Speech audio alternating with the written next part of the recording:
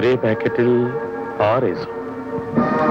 ശ്രീധരന്റെ മകൻ വിനോദ് കളിക്കുമ്പോൾ ചിലപ്പം ഉണ്ടായെന്ന് വരും. മാധവി, മാധവി, എന്താ? ഞാൻ എവിടെയെങ്കിലും പോയി എന്തെങ്കിലും ജോലി കിട്ടുമെന്ന് നോക്കട്ടെ. ഇവിടെ ഇങ്ങനെ കുത്തിയിരുന്നാലോ എന്റെ മോള് പട്ടിണിയായി പോകും. വിശക്കുന്നു എന്ന് പറയാൻ പോലും.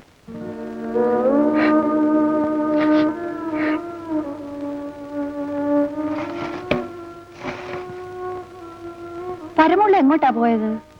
എന്തെങ്കിലും ജോലി കിട്ടുമോ എന്ന് നോക്കാനാ. ഈ കിളവൻ ഇനി ആര് ജോലി കൊടുക്കാനാ? നീ എവിടെങ്കിലും ജോലിക്ക് പോകാൻ നോക്ക്. എനിക്ക് ജോലി തരാൻ ആരാ? ഇനി എത്ര പ്രാവശ്യം ഞാൻ വരണം ഡോക്ടർ? എത്ര പ്രാവശ്യം ഡോക്ടറെ കാണുന്നു അത്രയും ആരോഗ്യത്തിന് നല്ലത്. അപ്പം വന്നു തന്നെ ആകണമല്ലോ.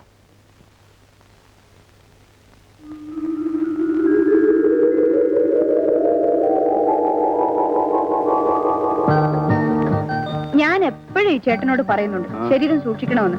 എന്തെങ്കിലും ഒരു പരിക്കില്ലാത്ത ദിവസമുണ്ടോ? ഡോക്ടറാണെന്ന് പറഞ്ഞ് വലിയ പോസ് ഒന്നും കാണിക്കില്ല. എന്റെ ഓർമ്മയിൽ നമ്മുടെ കല്യാണം കഴിഞ്ഞിട്ട് ഇത് 2ാമത്തെ മുറിവാണ്. ആ അല്ല, എന്തെങ്കിലും ചില്ലറ മുറിവുണ്ടെങ്കിൽ അത് ഭേദമാക്കാൻ ചിരിച്ച് ഈ ചിരി എന്ന് പറയുന്ന മരുന്നുണ്ടല്ലോ. വിശേഷം ഒന്നും പറയണ്ട. ആ നോക്കട്ടെ, എവിടെയെങ്കിലും വല്ല മുറിവോ വല്ല ഉണ്ടോ? ഇക്കിളിയാവുന്നു പെണ്ണെ. കൊച്ചു കുഞ്ഞൊന്നും ആവണ്ട. ആ അയ്യോ, ഇതെന്താ? എന്താ? ഒരു വാരിയല്ല കാണുന്നില്ലല്ലോ. അയ്യോ അതെ, ഞാൻ ഒരു ദിവസം ഉറങ്ങി കിടക്കുമ്പോ ഒരു മന്ത്രവാദി ഒന്ന് ഊരിയെടുത്ത് സുന്ദരിയായ ഒരു പെണ്ണിന്റെ രൂപം ഉണ്ടാക്കി. എന്നിട്ട് അവൾക്ക് ജീവൻ കൊടുത്ത് എന്റെ മുമ്പിൽ കൊണ്ടു നിർത്തി. എന്നിട്ട് എവിടെ? എന്നിട്ടോ? എവിടെന്നോ? ആ സുന്ദരിയോ? ഇവിടെ.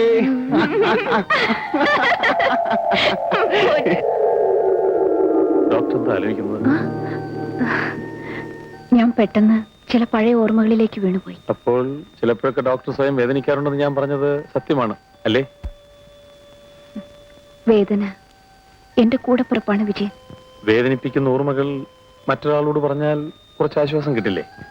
ദുഃഖത്തിൽ സഹതപിക്കാനല്ലേ മറ്റുള്ളവർക്ക് കഴിയൂ. സ്നേഹിക്കുന്നവർ തമ്മിൽ സന്തോഷം പങ്കുവെക്കാറുണ്ടെന്ന് കേട്ടിട്ടുണ്ട്. അങ്ങനെയാണെങ്കിൽ ദുഃഖവും പങ്കുവെച്ചൂടെ? എല്ലാം ഞാൻ പറയാം.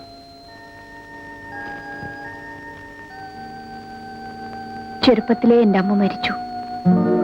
എല്ലാമായ എന്റെ അച്ഛൻ ആ വേദന പോലും അറിയിക്കാതെ എന്നെ താലോലിച്ച് വളർത്തി.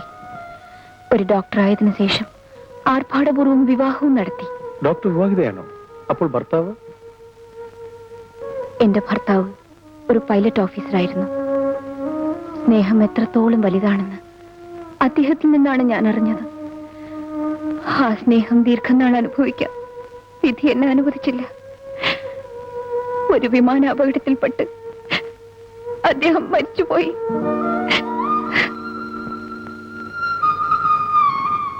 ആ ഷോക്കിൽ എന്റെ അച്ഛനും മരിച്ചുപോയി. എന്ത് പറഞ്ഞ് ഡോക്ടറെ ആശ്വസിപ്പിക്കണം എന്നെനിക്ക് അറിഞ്ഞുകൂടാ.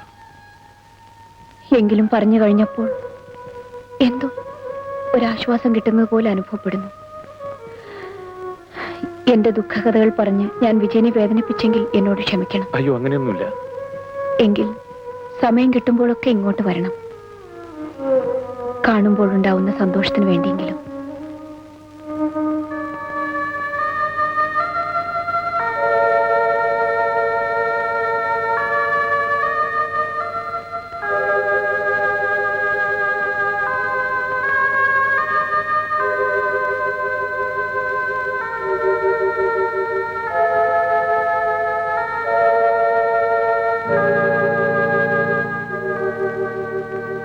എത്ര നാളായി കണ്ടിട്ട്? വിനോദ് എന്താ നീയുടെ കോളേജിൽ വരാത്തത്?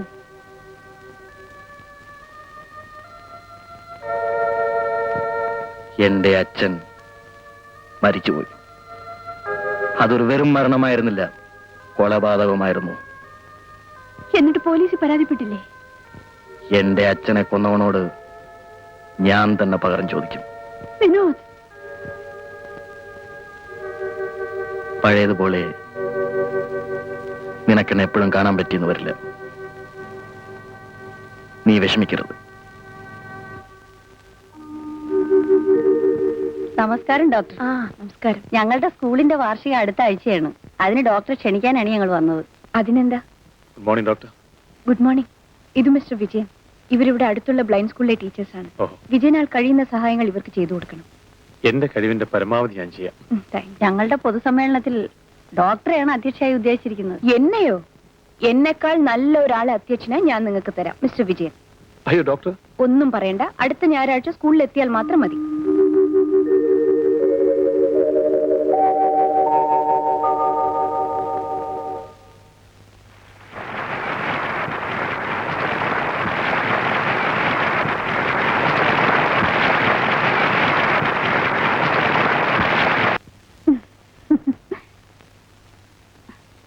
ഇങ്ങോട്ട് വരരുതെന്ന് ഞാൻ എത്ര പ്രാവശ്യം പറഞ്ഞിട്ടുണ്ട്.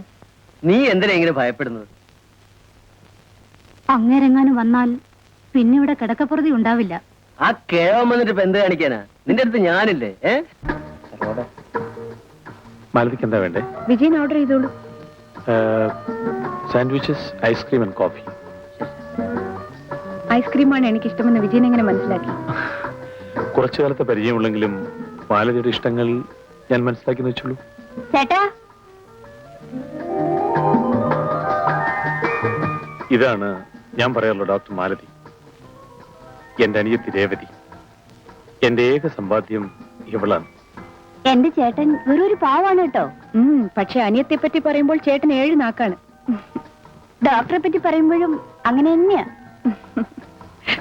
അതിരിക്കട്ടെ, രേവതി ഇതുവരെ എന്റെ വീട്ടിലൊന്നും വന്നിട്ടില്ലല്ലോ. എന്നെ ഇതുവരെ വിളിച്ചിട്ടില്ലല്ലോ. എന്നാൽ ഇപ്പോൾ ക്ഷണിച്ചിരിക്കുന്നു. പോരെ? ഇനി വരാതിരിക്കാൻ പറ്റില്ലല്ലോ. 250 രൂപയുണ്ട്. ഞാൻ വരട്ടെ?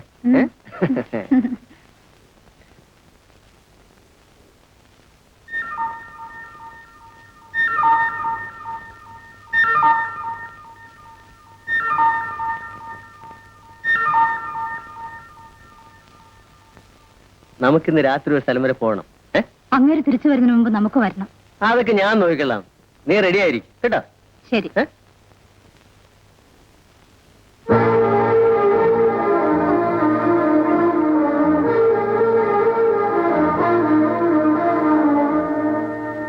ഇപ്പൊ ഇവിടുന്ന് ഇറങ്ങിപ്പോയത് ആരാണ്?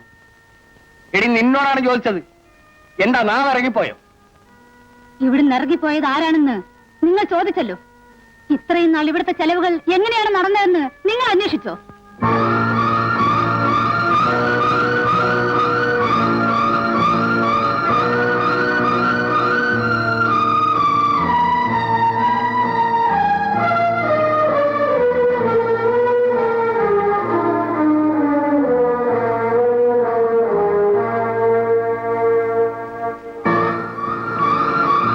ഇവിടുന്ന് ഇറങ്ങിപ്പോയത് ആരാണെന്ന് നിങ്ങൾ ചോദിച്ചല്ലോ. ഇത്രയും നാൾ ഇവിടുത്തെ ചെലവുകൾ എങ്ങനെയാണ് നടന്നതെന്ന് നിങ്ങൾ അന്വേഷിച്ചോ?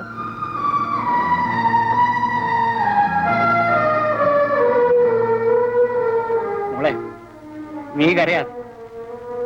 അച്ഛനാണ് തെറ്റിയത്. ഉപദേശിച്ച് നന്നാക്കേണ്ടതിന് പകരം വിജയനെ അച്ഛൻ ഇവിടെ ഇറക്കി വിട്ടു. അവൻ ഇന്ന് ഇവിടെ ഉണ്ടായിരുന്നെങ്കിൽ നീ കരയാതെ. ഇല്ല, ഇനി ഞാനിത് അനുവദിക്കയില്ല. അച്ഛൻ പോയിട്ട് വരും.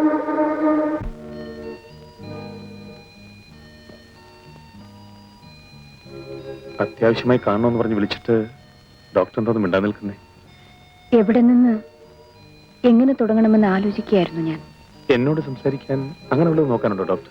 ആദ്യം ഈ ഡോക്ടർ വിളിയൊന്ന് അവസാനിപ്പിക്കൂ. വിജയൻ എന്നെ മാലതിന്ന് വിളിച്ചൂടെ? എന്റെ ജീവിതത്തിൽ എനിക്ക് ദുഃഖങ്ങൾ മാത്രമേ ഉണ്ടായിട്ടുള്ളൂ. ഞാൻ അല്പമെങ്കിലും സന്തോഷിക്കുന്നത് വിജയന്റെ സാമീപ്യത്തിലാണ്.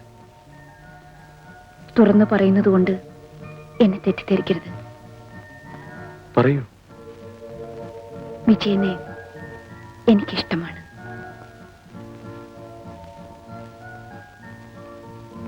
മാലതിയെ വിഷമിപ്പിക്കണമെന്ന് എനിക്ക് അശേഷം ആഗ്രഹമില്ല.